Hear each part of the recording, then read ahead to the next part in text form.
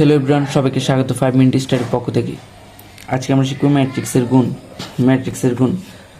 ম্যাট্রিক্সের গুণ কাকে বলে? ম্যাট্রিক্সের গুণে কিছু সংজ্ঞা বা কিছু শর্ত রয়েছে।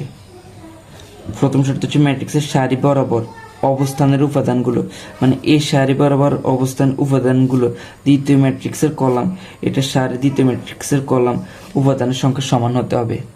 মানে প্রথম ম্যাট্রিক্সের সারি সমান সমান দ্বিতীয় ম্যাট্রিক্সের কলাম হতে হবে, তাহলে এটি গুণ করা যাবে, তা না হলে গুণ করা যাবে না। এবার গুণ করার নিয়ম হচ্ছে কোদাল পদ্ধতি। কোদাল কিন্তু দেখতে, সবাই কোদাল দেখেছে, কোদাল দেখতে কিন্তু একটু এরকম হয়ে থাকে, কেমন? তো ম্যাট্রিক্সের গুণ করার নিয়মের সময় কোদাল পদ্ধতি মনে রাখলে বেশি সুবিধা।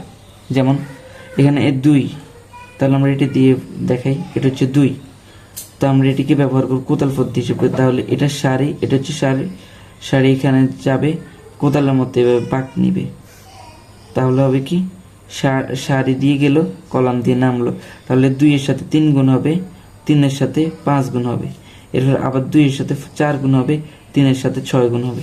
তাহলে আমরা করি 2 × 3, কেমন? এরপর 3 × 5 প্লাস 3 × 5, এরপর 2 × 4 প্লাস 3 × 6,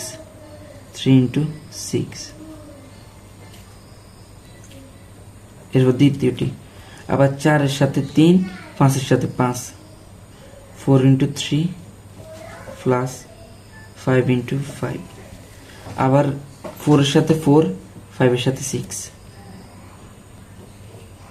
প্লাস 5 × 6,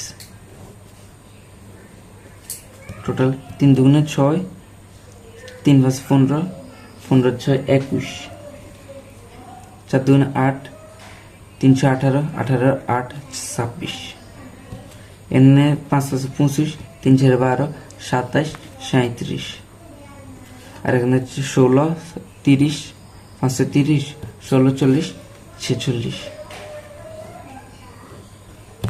এই পদ্ধতিতেই এভাবে ম্যাট্রিক্সের গুণ করা হয়। আর ম্যাট্রিক্সের গুণ করার সময় সবসময় মনে রাখতে হবে একটি প্রথম ম্যাট্রিক্সের সারি এবং দ্বিতীয় ম্যাট্রিক্সের কলাম সমান হতে হবে। মানে প্রথম ম্যাট্রিক্সের সারি যদি 2 × 2 হয়, বা প্রথম ম্যাট্রিক্সের সারি যদি দুইটি হয়, যেমন এখানে 1টি 2টি হয়, তাহলে দ্বিতীয় ম্যাট্রিক্সের কলামও হতে হবে 2টি। ধন্যবাদ।